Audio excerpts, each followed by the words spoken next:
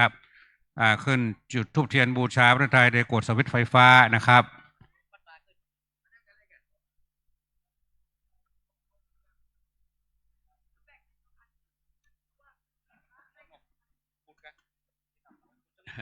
กดสวิตช์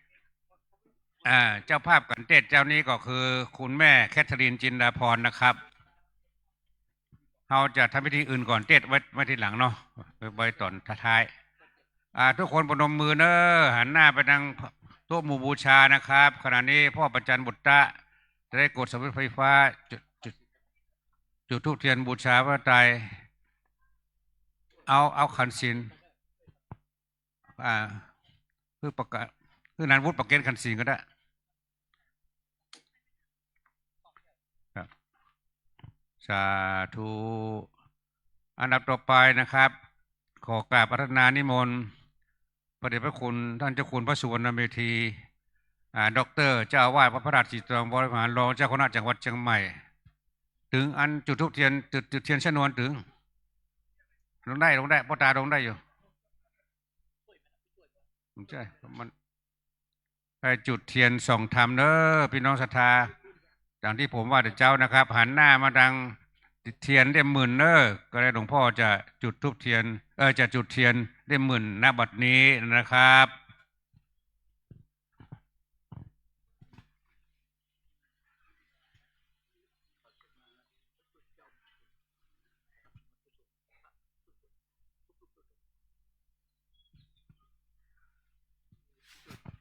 พนมมือเด้อตั้งจิตตั้งใจให้ดีนะครับยามูเลสักยานังนาทิวันธโนเอวังสวังวิชโยโหหิชยาสุชยมังคะเลอปาราชิตาปาลังเกสีเสปทาวิปุคะเลอภิเส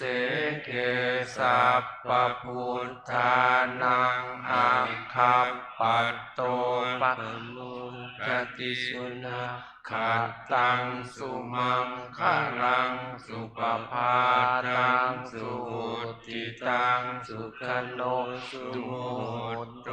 จะสุยิตตังพัมมจาริสุปทักกินังกายกรรมังวาจากรรมังปทักกินังปทักกินังมโน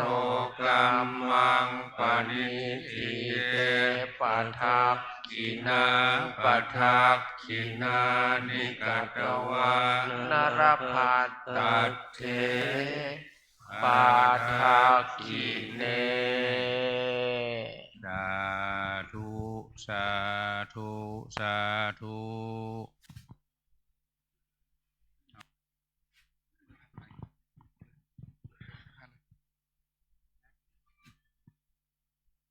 ครับคณะศรัทธาทั้งหลายถ้าพร้อมแล้วก็กลับพร้อมเดียวกันคำเด้อกลับหนึ่งกลับสองกลับสามอิมินาสกาเลนะตังโพธางอภิโปชยามาอิมินาสกาเลนะตังธรรมังอภิโปชยามาอิมินาสกาเลนะตังสังฆังอภิโปชยามาอะระหังสัมมาสัมพุทโธภะคะวาพุทธังภะคะวันตังอภิวาเทมิสวากขาโตภะคะวะตาธัมโมธัมมังนามัสสามิสุปฏิปันโนภะคะวะโตสาวกสังโฆสังฆังนามามิมะยังพันเตติสาละเนนะสาหะปัญจศีลานิยาจามะทุเตยัมเปมายังพันเตติสาละเนนะสาหะปั ปัญจศีลานิยาจามาตะเตยามเปมะยังพันเต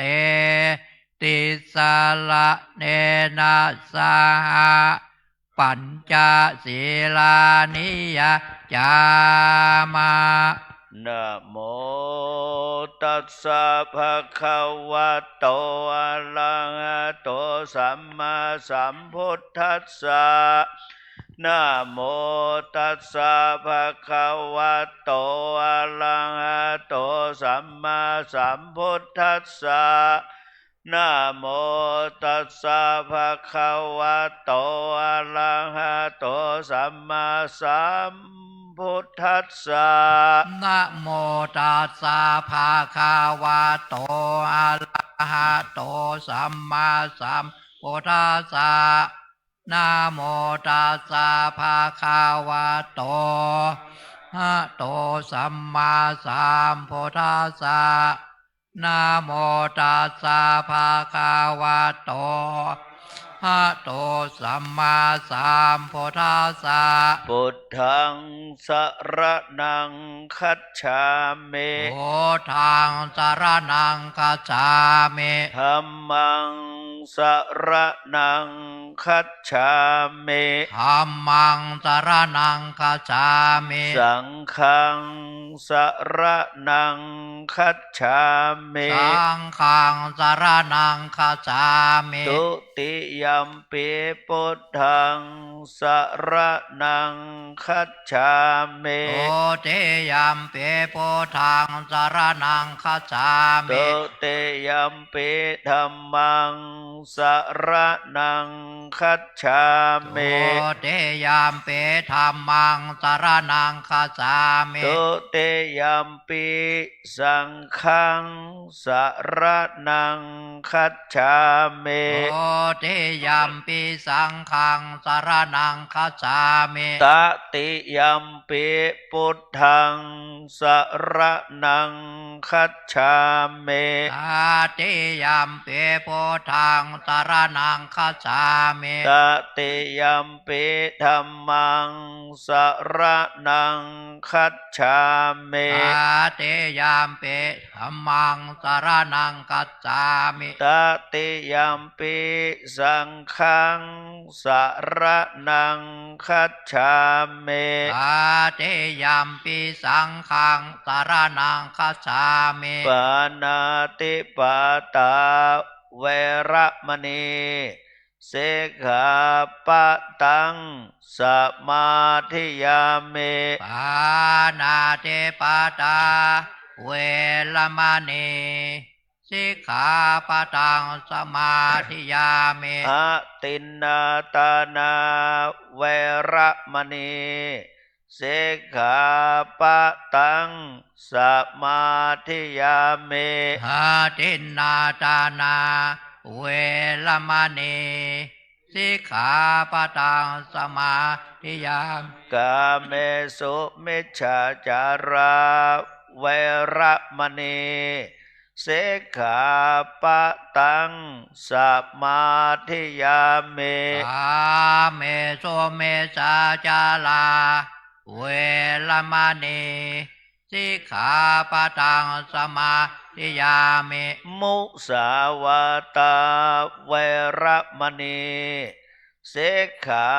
ปะตังสมาธิยามิ โมสาวาทาเวรมณีสิกขาปะทังสมาธิยามิ สุราเมรยามัชฌะปมาตาฐานะเวระมณีสิกขาปะตังสมาธิยามิ สุลาเมลายามาชาปามาตาฐานาเวรมณีสิกขาปะทังสมาธิยามิ อิมาเนปัญจสิกขาปตาเน เสเลนะสุขติงยันติ สาธุ เสเลนะโภคะสัมปตา สาธุ เสเลนะนิพุติงยันติ สาธุ ตัสมาสีลังวิโสทะเย สามะพันเต ลำดับไปจะได้สุมาขดตาอันเวนตานเป็นลำดับสืบไปนะครับอะหังวันตาเมสัมปะวันทุตานังสัพพังโตสังฆมัธเมพันเต สาธุสาธุองค์การสะพันเตคะเดสัมปัญญังอันเป็นเครื่องครัวตานสหปริวันไลหลากพร้อมตุกภาคนันนาอันสมณะสัทธาและมูลสัทธาผู้ขาตั้งหลายได้ประกันคงควายแห่มาตกแต่งซ้อมปะแห่งตันนาอ่อนแห่มาโดยจอประกอบด้วยเจตนาย้ำมือมาดาแต่งแห่งกึดลำสร้างของตานบ่ได้แบ่งปันหยุดหย่อนร้อนว่าได้กินก่อนตันลุนบ่ได้ปองปุ้นเป็นส่วนร้อนได้ด่วนยุบเอาแย่มือมัวเมาตกแต่งได้คู่เหยียดแข้งเตี้ยวกายของตันต้องหลายตกต่ำได้คำย่อมติเตียนได้เจียนแจกำบ่จอบของตานตกต่ำยอบกวนเก่าหลังเตื้อมัวเมาในพอบ่ต้นได้พอคัดสีหลังเตื้อได้เดือดดาตีเด็กอ่อนเขาจ้างอ่อนกวนกินหูได้งินออกปากเป็นกำไล่แหกรุนแรงได้จะแข่งขนาบกลัวเป็นบาปเป็นกรรมร้อนแหกได้กระตำเดือดดาออกปากว่างนงานล้างเตื้อลูกหลานมาก่อยได้ขับร้อยจำนีกลัวเป็นวจีกรรมปากกลัวเป็นบาปเป็นกรรมร้อนแหกได้กระตำเฝ้าฟังยืนนอนน้องข้ามไก่เหงื่อคอยแนมลายตกใส่ตั้งเส้นผมน้อยใหญ่ตกหล่นใส่ของตานล้างเตื้อช่วยก่อนล้างจานถ้วยถาด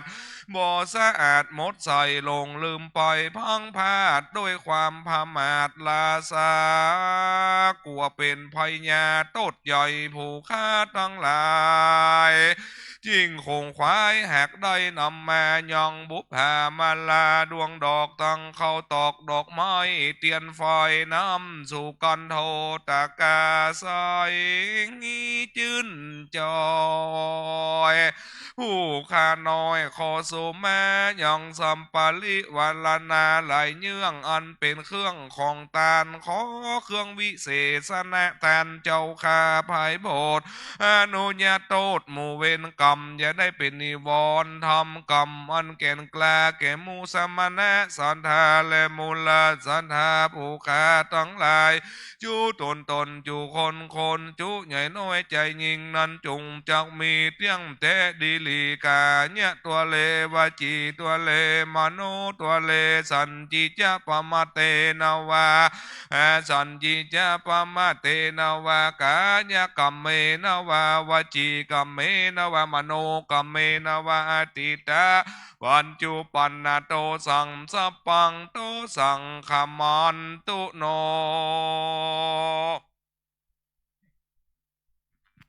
สุลานันตุเทวาลาจานากาอินโทจะพมมายมมาโลกัมปลาทัลลานิจังกุนตาสิลิแมพิธานา วะสาลังคาเทวาโมตันตุตานาเสเทตัสสมาตุมเหหิอนุโมตมนาพนโตเทวสังขโยฟังลา หมู่เทพดาวผมเผินดาวเขตคงคอยหนอพุทธังกุลคือพระเมตไตรตนอยู่ฟ้าโลกหรือจะต้องพญาอินพญาพรหมพญาโยมตนวิลาศลงเรื่องลอยจตุโลกกบาลคอยสีเท้าลาดองค์อินอมลินจันฟ้าทวนนาตัวทันลอยภูมิหลวงกว้างกลมมีอนันตจักรวาลหา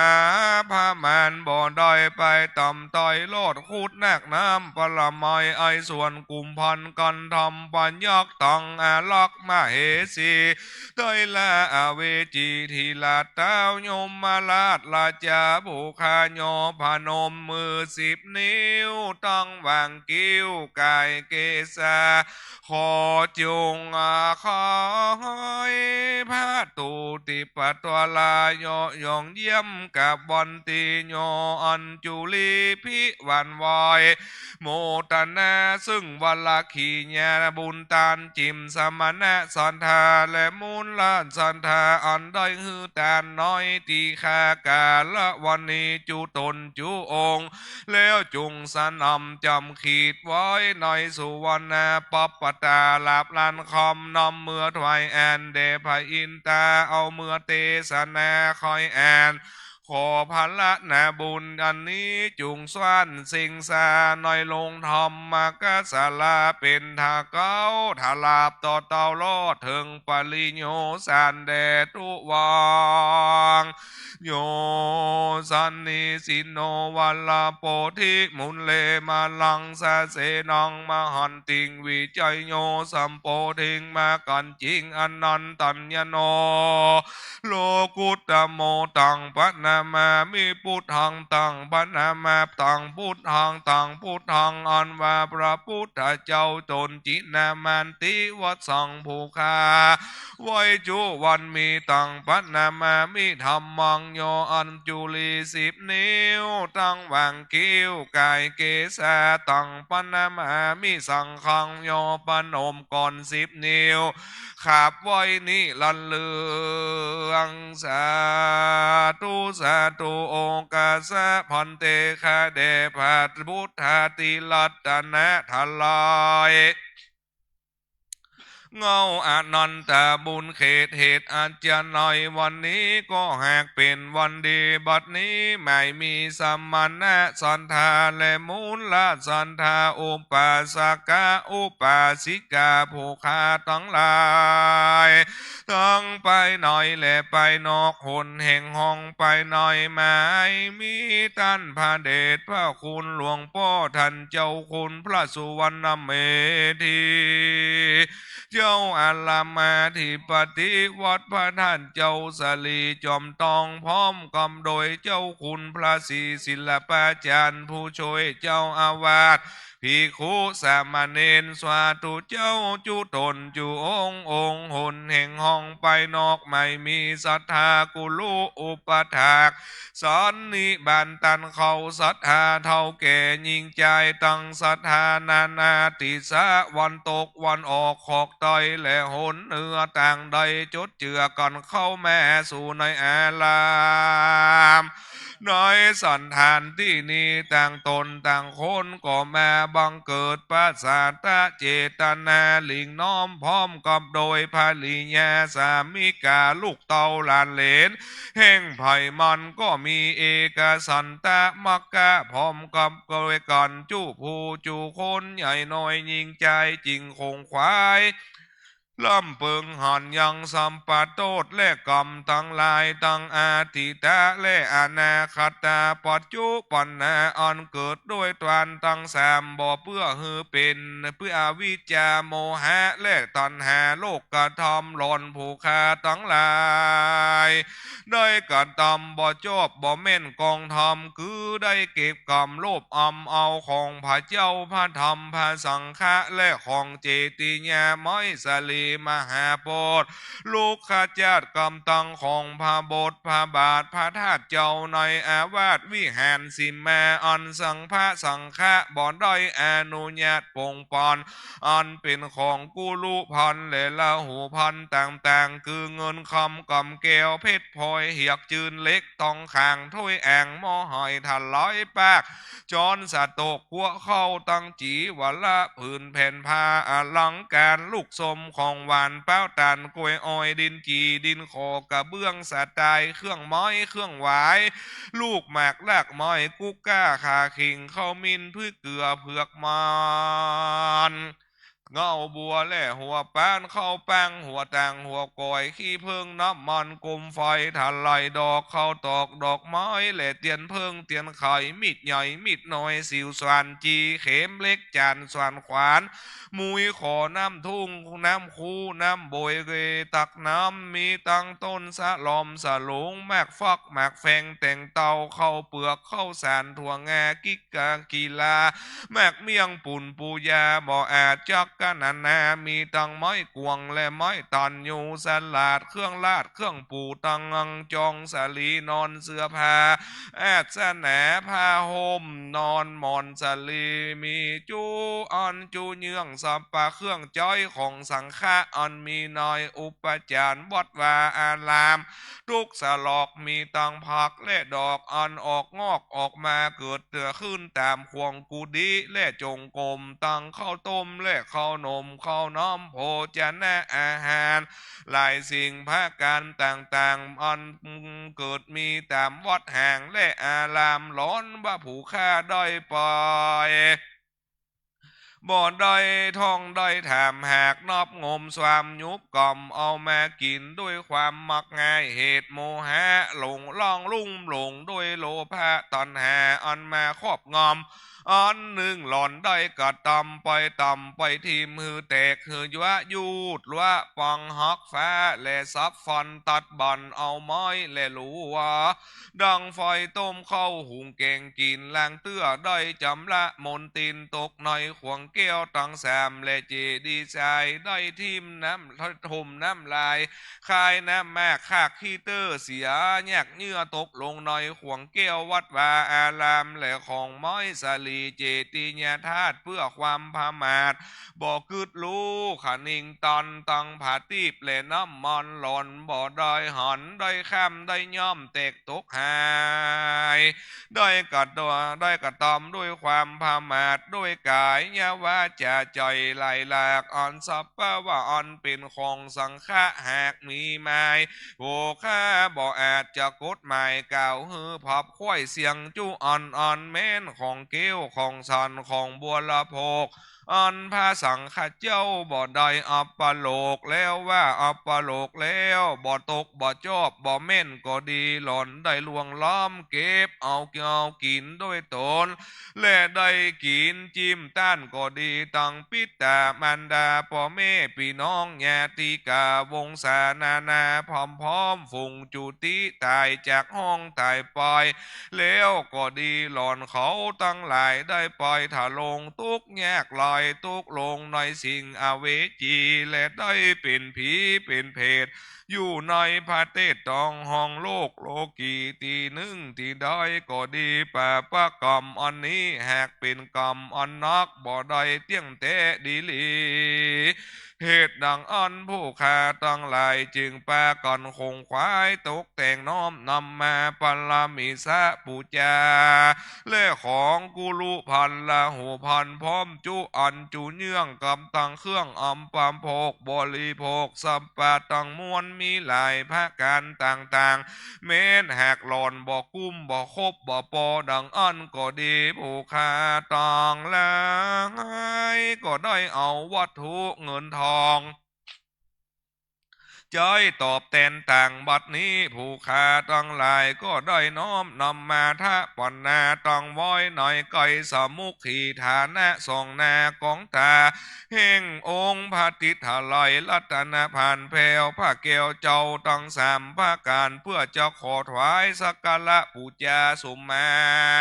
และตอบจ้อยตุบเตนขององเฮ่งพระเจ้าพระธรรมพระสังฆะตั้งสามวาสนีเตียงแต่ดีลีว่าปอนหน้าพระการหนึ่งโสดผู้ข้าตั้งหลายก็กลัวเป็นบาปเป็นโทษอันเกิดโดยวจีมโนกรรมมีลายหลากล้อนได้ก็กึดออกปากและติเตียน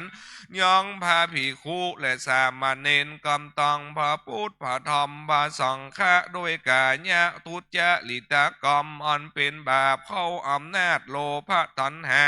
อิสาโตสะตามดังอาติตะบุปนิยายตีหลวงแล้วมีมาคือได้นางวิสาขามหาอุปาสิกานั้นซอยนางแหกได้ถึงโสดาคือเป็นอริยะปุกลาและกรรมอันติดหอยคือนางได้กึดใจกล่าวติเตียนซึ่งเจ้าสามเณรน้อย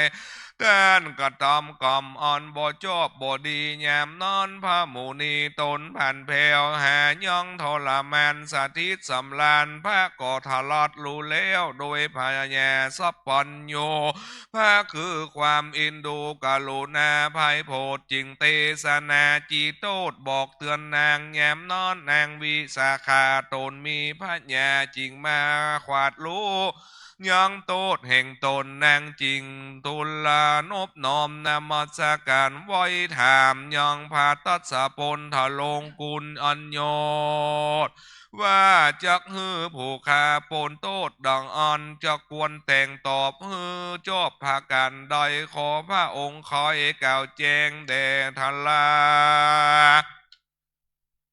ยามนอนผามพุนทาจิงเตสนาภายโพดเก่าแก้ไขยังกุลและโตดตามกองทอมพิว่านางค่อยพ้นจากป่าปะกอมจุงกระตอมตกแต่งยังเครื่องแห่งสมมาฮือมียังมหามัทุสิทธาบุพภาลาจาปล่อยขอขมาโตดซึ่งเจ้าสามเณรก็คือว่าฮือนางใดตกแต่งเข้าตอกดอกไม้ฮือใดเต็มลำเกวียนกับตั้งเตียนเล่มหมื่นและสิ่งของปริวานอื่นตามกวนก่อนนางรู้แจ้งเน่บ่แพ้ผวนนางจริงรีบแต่งฮือครบเครื่องตามดังพระองค์จีบอกและเทศนานางก็รีบไปขอสมมาลุปโตด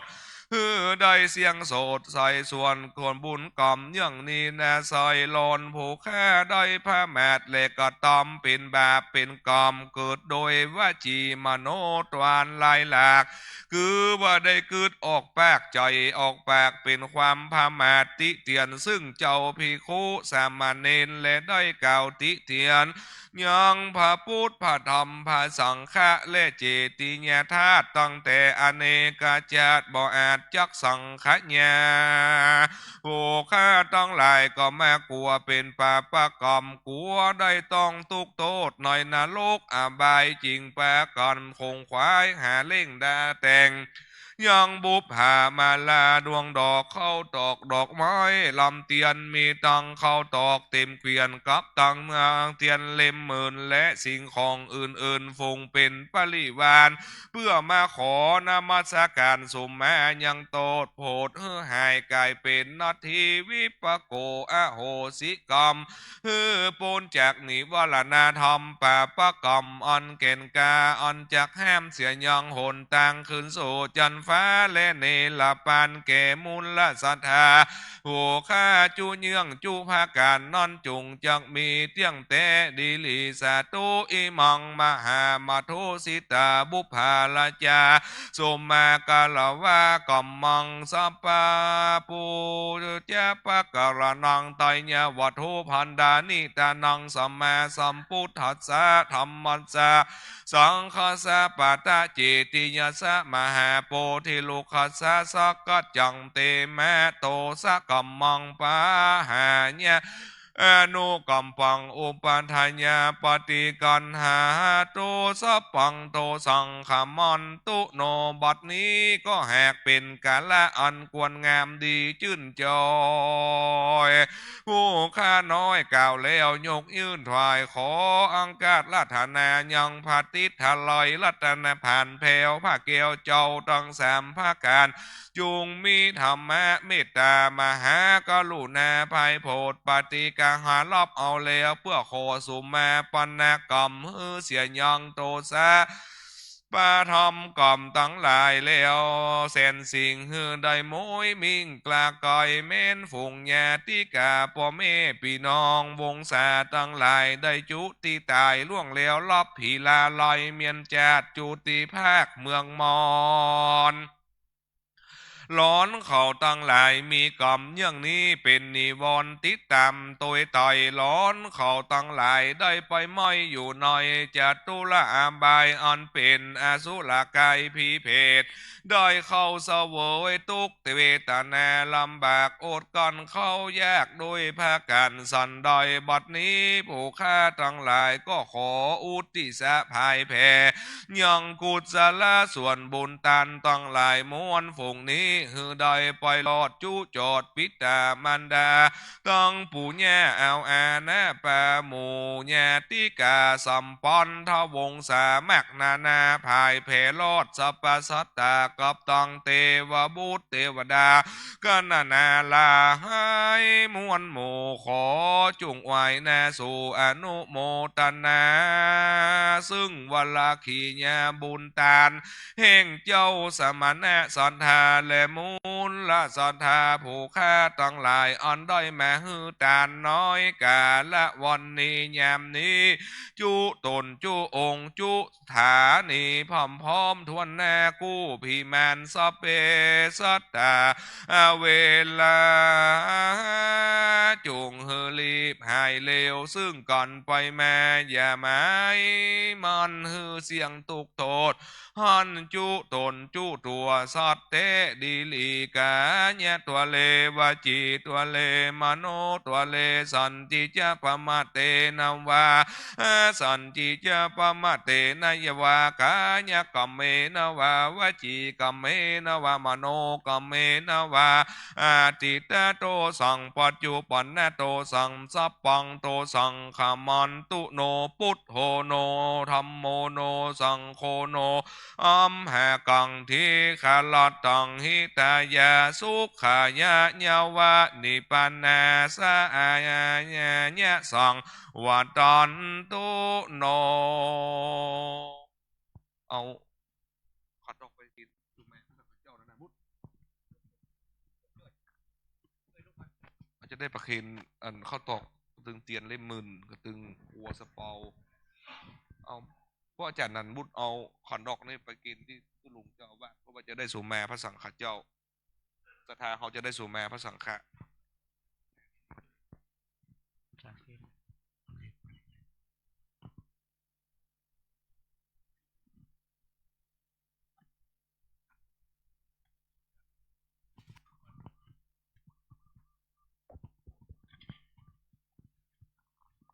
ครับต่อไปก็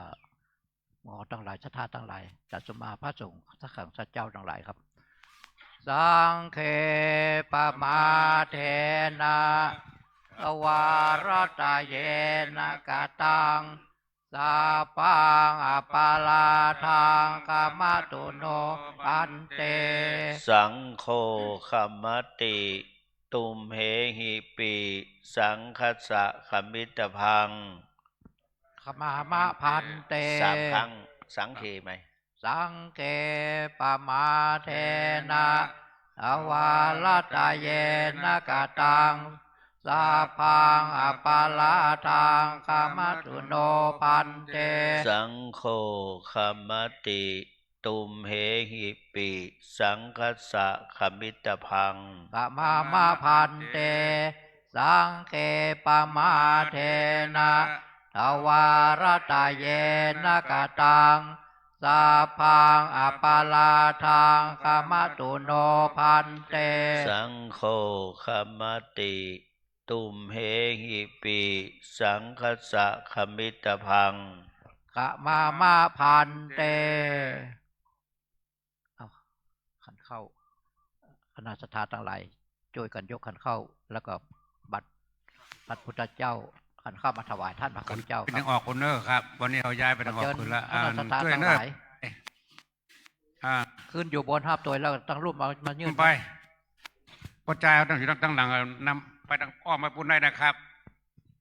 ด้วยกันเนาะ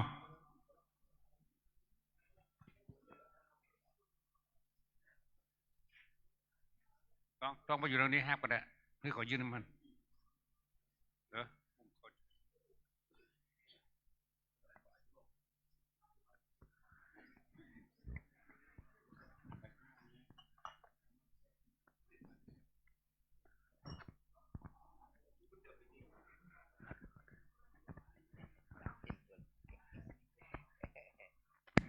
วันนี้ฟังเสียงพินันพิรุณคำโตะ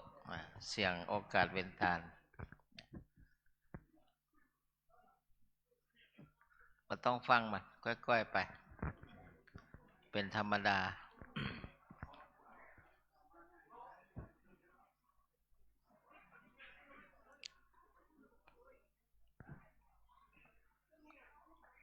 ขอถือโอกาสแจ้งประชาสัมพันธ์ เนื่องจากว่าพระเดชพระคุณหลวงพ่อพระพรหมเสนาบดีที่ปรึกษาภาค7กรรมการมหาเถรสมาคมเครื่องบินรีเลย์หน่อยเลขาแจ้งเมื่อกี้นั้นกำหนดการก็เลื่อนไปเป็นธรรมดา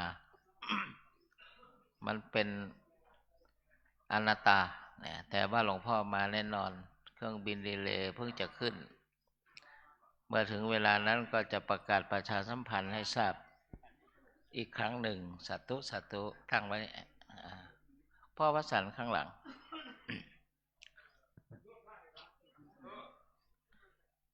มาที่ตุลุงก็ได้มานี่เกณฑ์ตุลุง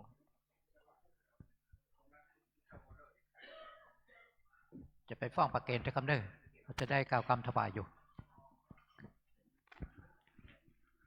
พระครูสมุสุเมธดำเนินการ ให้เป็นไปโดยเรียบร้อยนะ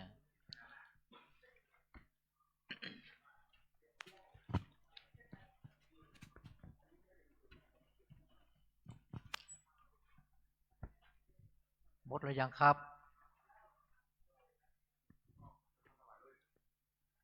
ป้านานจะได้กล่าวคำถวายพระทหารไงครับ ถ้าพร้อมแล้วว่านะโมพร้อมเดียวกันคำหนึ่งนะโมตัสสะภะคะวะโตอะระหะโตสัมมาสัมพุทธัสสะนะโมตัสสะภะคะวะโตอะระหะโตสัมมาสัมพุทธัสสะนะโมตัสสะภะคะวะโตอะระหะโตสัมมาสัมพุทธัสสะว่าพร้อมเดียวกันครับ อิมานิมายังพันเตภัตตานิสัปปาลิวาลานิภิกขุสังฆสะโอโนชยามะสาธุโนพันเตภิกขุสังโฆอิมานิภัตตานิสัปปาลิวาลานิปฏิคันหาตุอามากังเอคารตังอิตายะสุขายะข้าแต่พระสงฆ์ผู้เจริญข้าพระเจ้าทั้งหลายขอน้อมถวายภัตตาหารพร้อมทั้งบริวารทั้งหลายเหล่านี้แก่พระภิกษุสงฆ์ขอพระภิกษุสงฆ์จงรับภัตตาหารพร้อมทั้งบริวารทั้งหลายเหล่านี้ของข้าพระเจ้าทั้งหลายเพื่อประโยชน์และความสุขความเจริญแก่ข้าพระเจ้าทั้งหลาย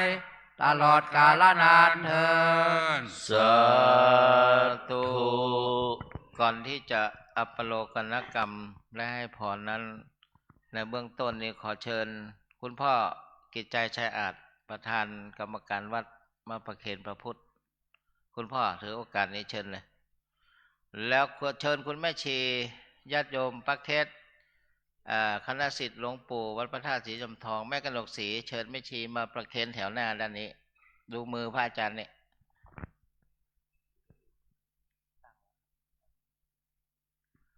มาประเคนทายธรรม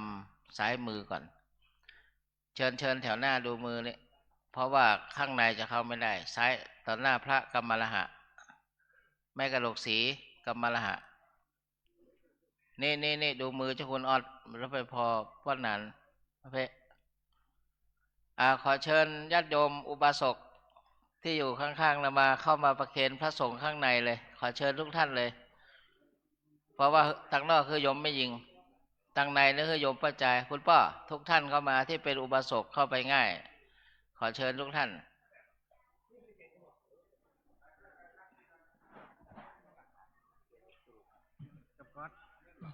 ขอเชิญพ่อประธานมาขอเชิญญาติโยมทุกท่านอุบาสกเข้าไปข้างในประเคนพระสงฆ์กับวิญญาพันธ์ปัจจัยทุกรูปพี่เล็กเชิญข้างๆเชิญประเคนข้างๆตรงไหนเข้าได้แต่ว่าข้างในนั้นให้อุบาสกเพราะเห็นว่ามันจะเข้ายากเข้าไม่ได้นะครับพี่นันวุฒิพี่นันรัฐวุฒิมาเข้ามาประเคนทางในเลยพี่นันรัฐวุฒิไม่ยิงอยู่ตังรอบนอกนะครับประจายขอประจายเข้าไปทางในเนอประจายคณะศรัทธาเขาก็ได้เนอศรัทธาเขาอะศรัทธาประจายหมู่2หมู่4หมู่5หมู่6ที่มาเจิญเลยผู้เฒ่าผู้แก่เข้าไปช่วยกับประเคนเพราะว่าพระคุณเจ้าพุ่นนักนะครับไม่ยิงกับประเคนได้ไม่ยิงประเคนรอบๆเนอไม่ต้องเข้าไปทางในนะประจายอยู่ทางใต้ไผ่ใกล้เข้าไปประเคนเลยทางใต้ปะน่ะพระจายขอเข้าไปช่วยประเคนกรรมทุกรูปเลยเนอะแม่ยิงอยู่รอบนอกประเคนรอบนอกตั้งนายตั้งกลางขอศรัทธาพระจายเขาเข้าไปประเคนถวายพี่นันอาวุธมาตรงนี้พี่นันเชิญอุบาสกมาประเคนพระสงฆ์ตั้งหลังนี่มาเถอะพี่นันมาเถอะ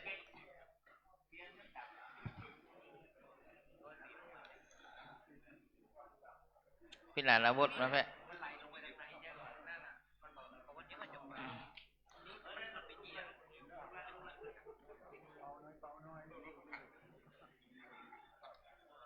พี่นันเกณฑ์ถาดนั้นถาดหนึ่งพอละเกณฑ์ถาดนะเกณฑ์ถาดเดียวพอละ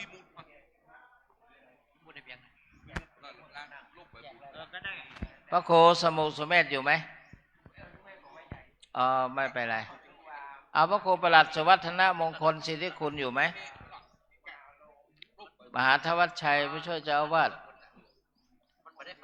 พระโคประหลัดสวัฒนมงคลหรือมหาวา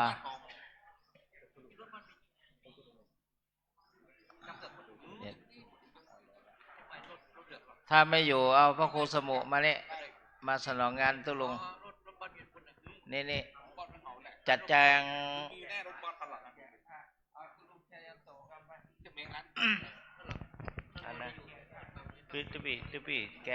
อาราธนาตุลุง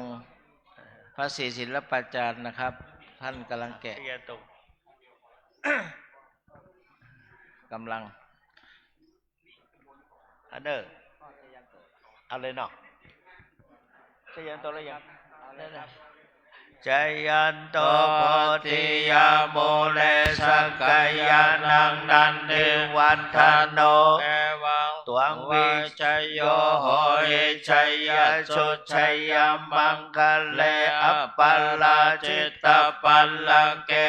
เสปัตตเวโปคะเลอภิเสเกสัพพพุทธานังอัคคัมปันโตปัมโมดติสนักขตังสมังคลังโสปภาตังโสโหติตังโสกัโนโสโมโหโตจัสโสเยธาภมจาเลโส กะเขนังกายกรรมังวาจากรรมังปะทะเขนังปะทะเขนังมโนกรรมังปะเนติเตปะทะเขนาปะทะเขนาเนกัตตวานาลาภัตตะเถปะทะเขเนสัพเพพุทธาพลัปปตาปัจเจกานันจยังพลังอรหันตานันจะเตเจนารักขังวันทามิสัพพโสพระเดชพระคุณตุลุงเปิ้นแจกวัตถุมงคลงดงามมากเหรียญพระบรมธาตุนะแล้วก็พระพุทธรูปหลวงพ่อเพชรทำพิธีเถราพิเศษกเรียบร้อยโดยคณะสงฆ์ปกตัดและกรรมหะทุกรูปนะครับนั้นพระโคสุเมธแจกให้ญาติโยมแจกให้พระกรรมหะทุกรูปนะครับแจกให้พระกรรมหะผู้มาประพฤติวัดวุฒาในวิธีปริวัติกรรมให้ครบถ้วนบริบูรณ์ทุกรูปนะครับนะตุลุงงามเตะโอ้โหถ้าไผ่มันได้นี่เสียใจเนอะวันนี้นะพระงามตั้งแต่ละทำมานี่หันมานี่นะอานิสงส์ก็คงจะตกกับญาติโยมผู้ที่มาทำบุญใส่บาตรร่วมบุญด้วยทุกท่านนะเดี๋ยวตุลุงจะแจกตุลุงพระศรีศิลปาจารย์เปิ้นแจกเปิ้นแจกตุลุงเปิ้นจะแจกให้ศรัทธาญาติโยมทุกท่านทุกคนนะได้ต่อกันศรัทธาบ่ต้องกลัวภายปิกไปบ้านก่อนนี่นะมาได้นะขอแสดงความอะไรด้วยถ้าใครกลับไปบ้านก่อนนี่แต่ถ้าใครอยู่ที่นี่นะญาติโยมได้ทุกท่านเลยเสมอกับครูบาอาจารย์ทุกเจ้าท่านชอบใจร้องอาร้องอาญาติโยมถ้าเอาไปแล้วแขวนคอได้เลยเนอะเอาขึ้นแขวนได้งามแต๊ะตั้งแต่ต้นลุงหันเลยนะ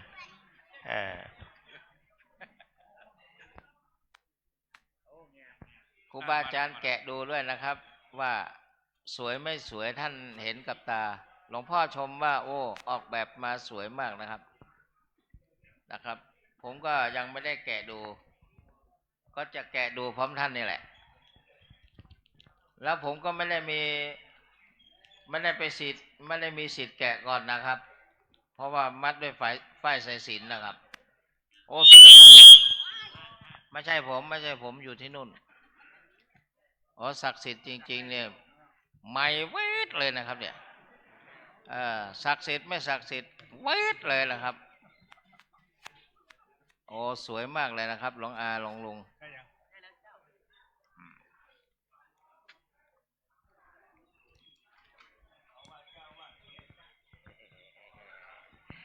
พระเดชพระคุณหลวงพ่อได้แกะสายอักษะเรียบร้อยแล้วนะครับพระมหาธวัชชัยผู้ช่วยเจ้าอาวาสช่วยแจกตุลุงประธานแจกแล้วตุลุงประธานแจกวัตถุมงคลเรียบร้อยวันนี้อาจารย์มคณายกวัดพระธาตุก็พร้อมหน้าพร้อมตากัน1พ่อหนันทองผู้อาวุโส2พี่นันอาวุธบุญมายัง3พี่นันพิรุณคำโตะที่กล่าวโอกาสเป็นตาลเมื่อกี้นะครับ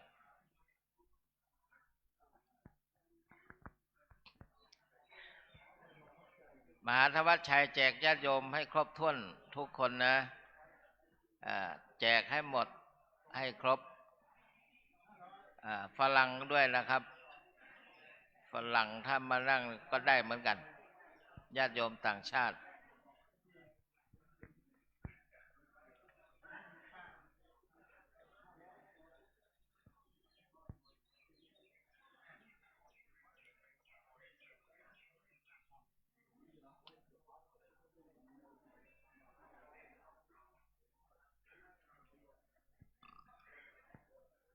พระกรรมรหาเจ้าทั้งหลาย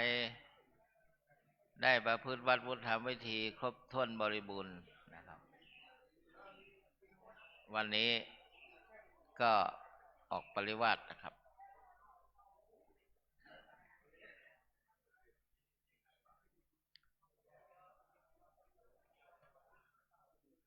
แล้วก็ได้รับถวายกัปปิยพันธ์ปัจจัยเรียบร้อยแล้วก่อนพระปกตัตตาจารย์นะครับ ของพระปกตัตนี่ยังอยู่ในพานอยู่นะครับ นี่ถวายท่านกรรมรหะผู้ประพฤติวัดก่อน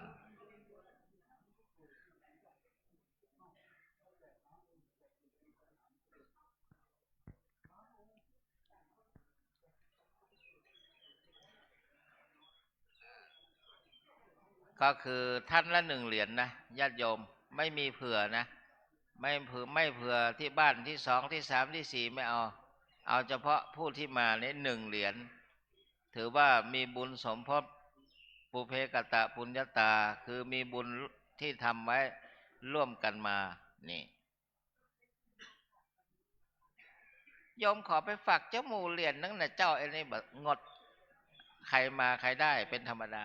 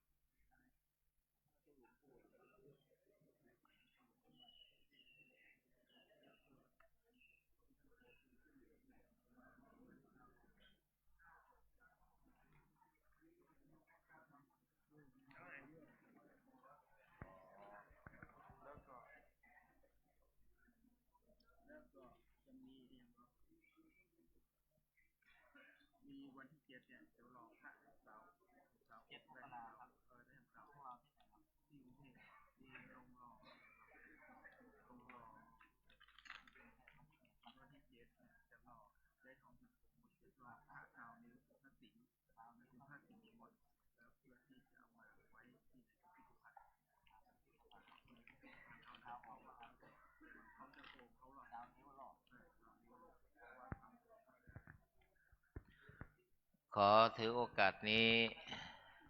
แจ้งตามที่ตุลุงพระศรีศิลปาจารย์นะครับนี่เหรียญนี้ทุกองค์นะครับมีผสมด้วยทองจังโกองค์พระบรมธาตุจอมทองเดิมทุกองค์นะครับนี่ทองจังโกที่เราบูรณะพระเจดีย์เนี่ยนะครับไม่ใช่อันนี้องค์เจดีย์เดิมเนี่ยมันมีทองจังโกหุ้มเนี่ยตุลุงผสมทองจังโกของพระเจดีย์พระธาตุสีจอมทองทุกองค์นะครับวันที่7 มกราคมที่จะถึงทุลุงพร้อมนิยมจะไปรอองค์พระพุทธปฏิมาพระสิงห์ขนาด20 นิ้วนะที่กทมที่ลงหล่อเพื่อนำมาประดิษฐานไว้ในพิพิธภัณฑ์เป็นแบบพระศิลปะเชียงแสนสิงห์หนึ่งพระสิงห์นะมาประดิษฐานวันที่7 มกราคมที่จะถึงนี้นะ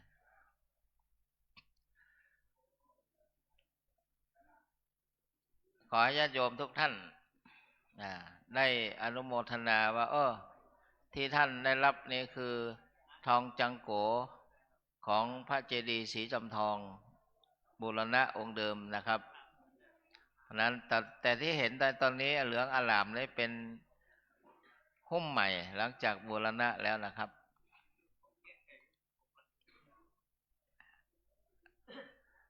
หลวงพ่อชอบใจแกะใส่อกแล้วคืออังสะเนี่ยขนาดหลวงพ่อยังแกะใส่อกพวกเราจะไม่รับเหรอ สามารถพกติดตัวได้นะถือว่าเป็นพระประจำตัวนะไปตรงไหนไปเดินธุดงค์ไปปฏิบัติธรรมพกติดตัวไปเป็นพกง่ายครับเนี่ยเจริญพระพุทธมนต์เราท่านทั้งหลายได้ปลุกเสกกันเองขลังศักดิ์สิทธิ์เนี่ยพูดแล้วเห็นดอกไม้ร่วงเลยเห็นไหมเฮ้ยจริงด้วย เห็นไหม เออศรัทธาเก็บไว้ดีๆเนอะแต่น่ะในยุคของเรานี่เรียนจังโกทองจังโกที่หุ้มองค์พระเจดีย์เนี่ยเอาลอกออกมาแล้วก็เอามาทำพระพุทธรูปแล้วก็มาทำเหรียญนี่เราได้พกติดตัวเราไป นึกถึงพระธาตุองค์พระเจดีย์พระธาตุนี่เลยนะ ท่านทั้งหลายรุ่นนี้แจกนะครับ ต่อไปไม่แจกแล้ว จะให้มหาธวัชชัยไปตั้งให้บูชานู่นเลยนะครับพวกเราเนี่ยใครไม่ได้เนี่ยเสียใจด้วยนะครับ ต่อไปตั้งบูชานะครับนู่น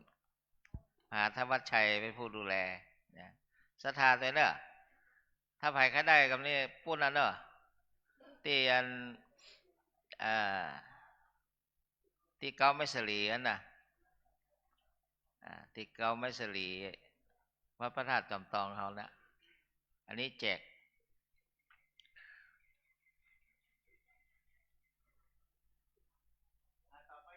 ต่อไปจะได้อัปโลกพ่อมหาธวัชชัยแจกแล้วเดี๋ยวมอบให้ญาติโยมเสร็จหรือยัง เมื่อกี้โยมถวายพระทหารแล้ว ต่อไปจะได้อัปโลกนกรรมพ่อเอาเนาะรับตาลปัดจากหลวงพ่อทำตาม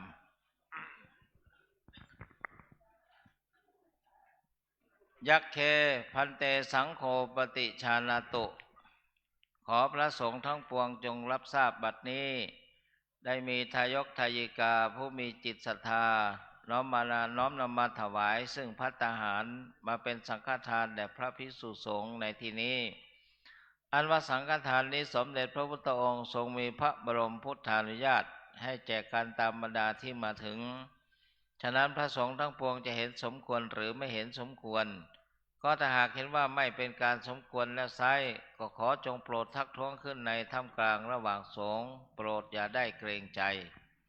หากเห็นว่าเป็นการสมควรแล้วขอจงเป็นผู้นิ่งอยู่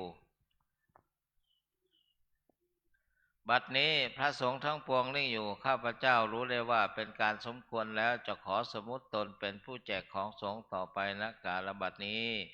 นะโมตัสสะภะคะวะโตอะระหะโตสัมมาสัมพุทธัสสะนะโมตัสสะภะคะวะโตอะระหะโตสัมมาสัมพุทธัสสะนะโมตัสสะภะคะวะโตอะระหะโตสัมมาสัมพุทธัสสะอายังปฐมภาโคมหาเถระสะปาปุณณติส่วนที่หนึ่งย่อมถึงแก่พระมหาเถระผู้อยู่เหนือข้าพเจ้าอวเสสาภาคาอัมหากังปาปุณณติส่วนที่เหลือย่อมถึงแก่ข้าพเจ้าทั้งหลายคืออนุเถระมัชฌิมะตลอดจนนวกะรูปสุดท้ายตลอดจนบรรดาสามเณรทั้งหลายคฤหัสถ์ญาติโยมอุบาสกอุบาสิกาไม่ใช่โยคีผู้ประพฤติวัดปฏิบัติธรรมทั้งหลายตลอดถึงดิรัจฉานทั้งหลายเตยถาสุขังปริพุนชันตุขอให้ท่านทั้งหลายเหล่านั้นจงบริโภคตามความสุขความสบายเถิดสาธุ สังเคนาโรจติสังเคนาโรจติสังเคนาโรจติประธานสงฆ์หลวงพ่อนั่นเดี๋ยวก่อนเมธอันนี้ยังไม่ได้ถวายครับลวดเลยเนาะเดี๋ยว เมธ รอพ่อครูประหลัดสุวัฒนะอยู่ไหมพ่อครูน้ำมนต์พ่อครูประหลัดสุวัฒนะมงคลมาที่ในศาลานี่ก่อนเดี๋ยวจะ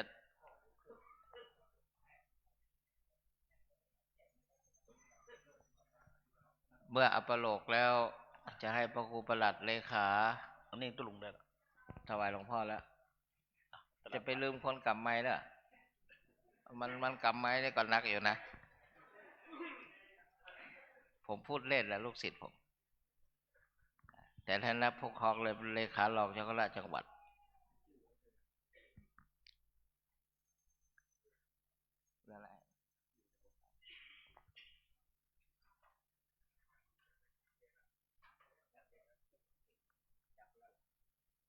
ให้ท่านพระครูประหลัดถือไว้เลยเดี๋ยวค่อยถวาย แจกทีหลังนะไม่มีปัญหา ขอให้ผมได้แตะแล้วถือว่าได้แตะแล้ว พระเดชพระคุณพ่อจะให้พรครับผมนิมนต์ครับ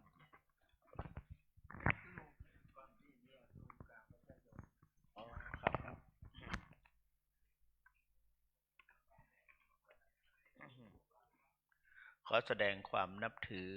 เคารพนับถือ พระเดชพระคุณให้เจ้าคุณพระศรีศิลปาจารย์ที่ปรึกษาเจ้าคณะภาค7เจ้าคุณอมรเวที ผู้ช่วยเจ้าอาวาสพระอารามหลวง พระเทรานุเถระผู้ช่วยเจ้าอาวาสทุกรูป พระภิกษุสงฆ์พระปกตตาจารย์และพระกัมมลหะหรือมานัตตจริกะ ผู้ประพฤติวัดปฏิบัติธรรมทั้งหลาย ประธานคณะกรรมการวัดพระราชสีจอมทอง และคณะกรรมการตลอดถึงพี่น้องคณะสัทธาสาธุชน ผู้อุปถากอุปถัมภ์รายการต่างๆทุกวันถ้าตั้งแต่รายการอุปถัมภ์อาหารเช้าภัตตาหารเพล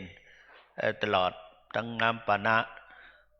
ตลอดวันและเจ้าภาพกันเทศสรุปแล้วก็คือเจ้าภาพทุกอย่างทุกรายการและก็ศรัทธาประชาชนที่มาร่วมใส่บาตรถวายความอุปถัมภ์อุปถัมภ์พระสงฆ์ทั้งกัมมลหะและปกตตาจารย์ในการจัดงานปริวาสกรรมสืบสารวัฒนธรรมเพื่อสงเคราะห์อนุเคราะห์แก่ภิกษุทั้งสองฝ่ายเพื่อที่จะให้ปราศจากนิวรณ์ไม่มีนิวรณ์คือสะดวกต่อการประพฤติปฏิบัติวิปัสสนากรรมฐานโดยไม่มีอุปสรรคและนอกจากนั้นศรัทธาญาติโยมยังเป็นการเพิ่มพูนบุญกุศลสะเดาะเคราะห์ต่อดวงชะตาเสริมมงคลชีวิตที่พระได้มาประพฤติปฏิบัติธรรมญาติโยมก็ได้มาทำบุญแล้วก็พระสงฆ์ทั้งหลายได้เจริญพระพุทธมนต์สวดมนต์พุทธมนต์ได้ถวายพระทหารเช้าเพลมาโดยตลอดเราทั้งหลายก็มาอุปถากอุปถัมภ์ก็เป็นการสะเดาะเคราะห์ต่อดวงชะตาเสริมมงคลชีวิตส่งท้ายปีเก่าต้อนรับปีใหม่ดังนั้นการที่พระสงฆ์ได้มาประพฤติปฏิบัตินั้นเป็นเจตนาปรารภเจตนารมณ์ของพระเดชพระคุณหลวงปู่ซึ่งได้สืบสารมาจากบุรพาจารย์เช่นพระเดชพระคุณหลวงปู่เจ้าคุณพระสุธรรมยานเถระวัดน้ำบ่อหลวงครูบาอินทจักรรักษาแล้วก็พระเดชพระคุณหลวงปู่เจ้าคุณพระหลวงปู่เจ้าคุณพระสุพรหมยานเถระครูบาพรหมมาวัดพระพุทธบาทตักผ้าก็ได้สองครูบาได้ประพฤติปฏิบัตินอกจากนั้นนำเอาวิปัสสนาแนวสติปัฏฐาน4จากพระเดชพระคุณหลวงพ่อเจ้าคุณพระธรรมธีรราชมหามุนีโชดกได้เป็นอาจารย์สอนวิปัสสนาแล้วก็ได้ประพฤติปฏิบัติมานับว่าเราทั้งหลายได้ตามจารีตหรือรอยแห่งพระอริยเจ้าจึงได้มีโอกาสประพฤติปฏิบัติเมื่อพระเดชพระคุณหลวงปู่ได้ละสังขารหลวงพ่อเจ้าคุณพระศรีศิลปาจารย์ในฐานะที่เป็นเลขานุการส่วนตัว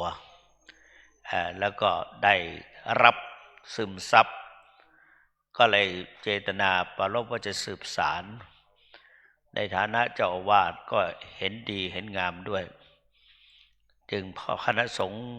วัดพระธาตุสีจอมทอง ทั้งผู้ช่วยเจ้าอาวาสทุกรูปก็ไม่ขัดใจได้ตามรอยถือว่าตามรอยหลวงปู่ด้วย และก็ได้รับความร่วมมือร่วมใจจากสภาประชาชนเป็นอย่างดียิ่ง รู้สึกปลื้มใจ ถึงแม้ว่าวิกฤตอะไรต่างๆเราผ่านวิกฤตมาหลายอย่างโควิดก็ผ่านมาแล้วและโรคอะไรอีกหลายๆอย่างเราผ่านมาแต่ว่าเราไม่ย่อท้อเราก็ผ่านอุปสรรคมาได้ การประพฤติปฏิบัติจัดงานในเขาครั้งนี้ในฐานะเป็นผู้มองดูอยู่เห็นว่าผ่านไปด้วยความราบรื่นทุกวันก็ปลื้มใจจึงขอขอบพระคุณพระเจ้าคุณพระศรีศิลปาจารย์ที่ท่านได้ลงทุนลงแรงคือลงทั้งกายทั้งใจต้องพยายามทำที่ให้มันดีที่สุดทั้งห้องน้ำห้องสุขาอะไรต่างๆอาหารการกินของขบของฉันจัดดีๆทั้งนั้นเลยให้อย่างดีที่สุดเพราะฉะนั้นเราจะได้เห็นว่าบางครั้งก็ท่านก็มีอารมณ์เพราะไม่สมเจตนาปรารภกลัวว่าจะเกิดบาปที่ได้จัดได้ทำให้ถวายแก่ท่านผู้ตั้งใจประพฤติปฏิบัติธรรมโดยเฉพาะปฏิบัติการชำระศีลโสธนกรรมในข่าวครั้งนี้ผ่านไปด้วยไม่มีอุปสรรคเลยไม่มีใครเจ็บไข้ได้ป่วยไม่มีใครได้เข้าโรงพยาบาลไม่มีใครต้องเรียกว่าแหกคันอะไรหนีออกไม่มีใครได้ล้มหมอนนอนเสือหรืออาพาธหนักหรือได้มรณภาพไม่มีก็ผ่านไปด้วยดีจึงรู้สึกปลื้มใจและอนุโมทนานอกจากนั้นเราก็ยังเป็นการอุทิศส่วนบุญส่วนกุศลอย่างเรือสำเภาเนี่ยเป็นการอุทิศส่วนบุญแสดงความกตัญญูกตเวทิตาเรียกว่าปุพเปตพีไปทำบุญเปตพรีเพื่ออุทิศส่วนบุญส่วนกุศลให้บุรพาจารย์ตลอดถึงบิดามารดรของพวกเราผู้มีอุปการะคุณพระภูมิเจ้าที่หรือเจ้าที่เจ้าทางในสถานที่นี้เมื่อก่อนเป็นไร่เป็นนาก็เราได้อาศัยสถานที่นี้ก็ตลอดถึงวัดพระธาตุศรีจอมทองเป็นวัดเก่าวัดแก่วัดโบราณก็หลายท่านที่อุปถัมภ์ท่านก็จากไปเยอะที่เราก็เลยในฐานะที่เราได้มาอยู่มาอาศัยได้มาประพฤติวัดปฏิบัติได้รับความสะดวกก็จึงได้มาลำลึกนึกถึงปุพการีบุคคลจึงได้มีโอกาสนี้ได้มาทำบุญสุนทานญาติโยมก็อุทิศให้แก่พ่อแม่ปู่ย่าตายายตลอดถึงครูบาอาจารย์ทั้งเรานอกจากนั้นเราการในวิถีชีวิตของเราแต่ละท่านแต่ละคนนั้นเราต้องเวียนว่ายตายเกิดในวัฏสงสารเชื่อได้และเกิดว่าเราก็ต้องมีเจ้ากรรมนายเวรจึงได้ทำบุญเพื่อไม่ให้มีหนี้กันเวรกรรมต่างๆเราปลดเปลื้องเพื่อให้ต่อไปหมดใสไม่มีอะไรที่จะมาเป็นอาฆาตพยาบาทจองเวรเราการดำเนินชีวิตของเราจะให้เป็นไปจะต้องเป็นไปด้วยความราบรื่นปราศจากอุปสรรคและมีความเจริญรุ่งเรืองดังจุดประสงค์มุ่งหมายฉะนั้นในโอกาสนี้จึงขออ้างเอาคุณพระศรีรัตนตรัยกุศลพลบุญที่เราท่านทั้งหลายได้ร่วมแรงร่วมใจกันท ขอให้กุศลผลบุญนั้นทั้งหมดทั้งมวลจงประมวลมาเป็นตบะเดชะคุ้มครองป้องกันปกห่มรักษาทั้งบรรพชิตและคฤหัสถ์คือทั้งพระกรรมลหะพระปกตตาจารย์ตลอดถึงสามเณรพร้อมด้วยกุศลผลบุญนั้นปกปักพิทักษ์รักษาพวกเราและศรัทธาประชาชนขอให้ทุกท่านที่มาก็ตามไม่มาก็ตามสมาชิกภายในครอบครัวตลอดถึงบุตรหลานไม่ว่าจะอยู่ใกล้อยู่ไกลนับตั้งแต่บัดนี้วันนี้เป็นต้นไปขอให้ท่านทั้งหลายทุกท่านจงแคล้วคลาดจากพยันตรายภัยพิบัติพบแต่ความสุขสวัสดิ์พิพัฒนมงคลสมบูรณ์ผลดังที่ตนตั้งไว้ทุกประการนับตั้งแต่บัดนี้วันนี้เป็นต้นไปดังคำบาลีว่ายะถาวาริวหาปุราปริปุเรนติสาครังเอวะเมวะอิโตทินังเปตานังอุปกปปติอิชิตังปฏิตังตุมหังคิปะเมวะสมิชาตุสัพเพปุเรนตุสังกปาจันโทปนรโสยะถามะนิโชติรโสยะถาสัพพิติโยเววัชชันตุสัพพะโรโควินาศตุมาเตภวัตวันตรายโยสุขิติขายุโกภวสัพเพติโยเววัชชันตุสัพพะโรโควินาศตุมาเตภวัตวันตรายโยสุขิติขายุโกภวสัพเพติโยเววัชชันตุสัพพะโลกโควินาศตุมาเตภวัตวันตรายโยสุขิติขายุโกภวะอภิวาทนาสิเลสเนจังวุฒาปัจจายโนจัตตาโลธรรมาวัฏันติอายุวันโนสุขังภาลังอัฏฐาสิเมอาการสิเมยาเตเมตตาสักขะจะเมเป็นตานาทาเกนันทานชาปุเพ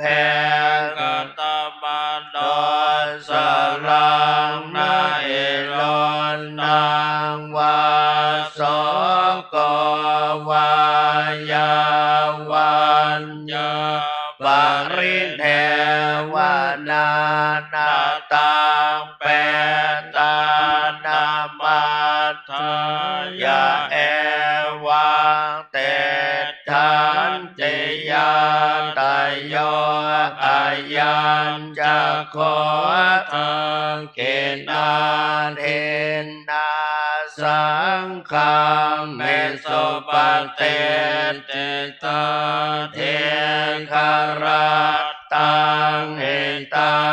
ยาสัตตานาโสอุปกัปปติโสยติธัมโมจะอายังเนตาสิโตเป็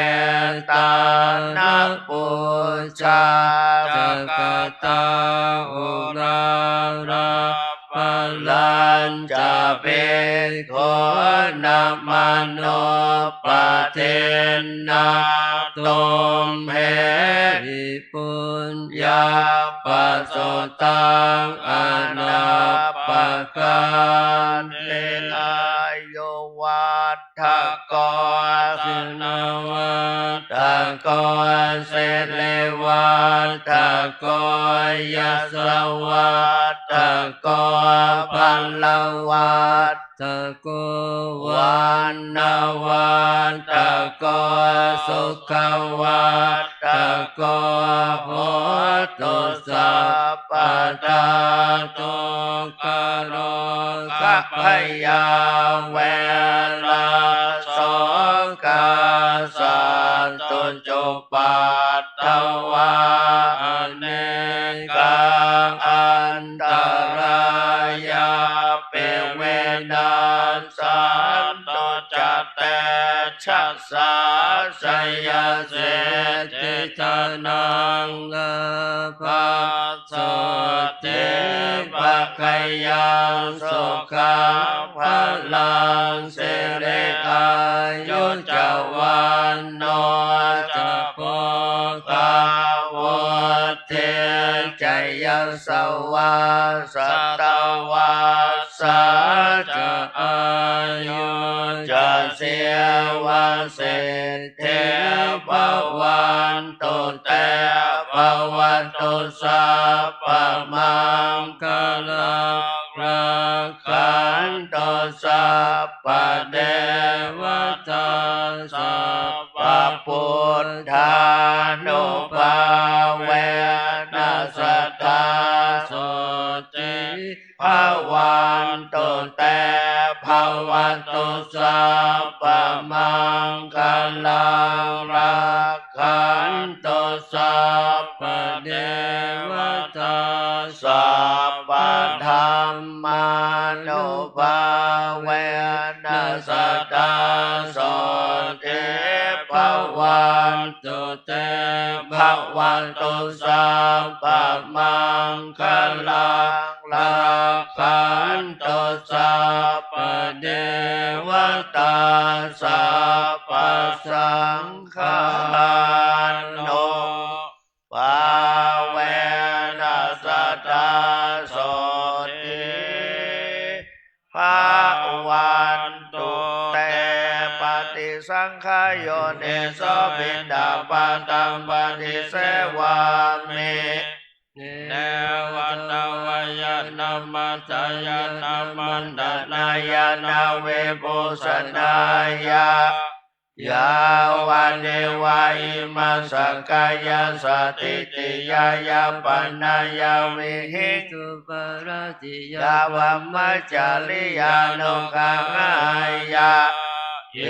เตปุลานันจะเวทนาปฏิหังคเมนาวันจะเวทนังนาอุปาเทสามิยะตาจะเมภาเวสติยานาวัจตาจะภาสุวิหารโรจันติ ครับต่อไปก็ขอวันนี้เป็นวันสุดท้ายของงานปริวาสกรรมฉะนั้นขอเชิญศรัทธาทั้งหลายทุกท่านนั่งสมาธิเจริญภาวนาแผ่เมตตากุศลบุญทานมันครบบุญกิริยาวัตถุ3ประการทานเฮาก็ทานไปแล้วศีลศรัทธาหมู่เฮาทั้งหลายก็ได้รับไปแล้วเหลืออย่าภาวนาครับต่อไปก็ภาวนาให้เจ้ากรรมนายเวรและก็สรรพสัตว์ทั้งหลายเทวบุตรเทวาที่สถิตอยู่ที่นี่ครับขอเชิญครับทุกท่านครับ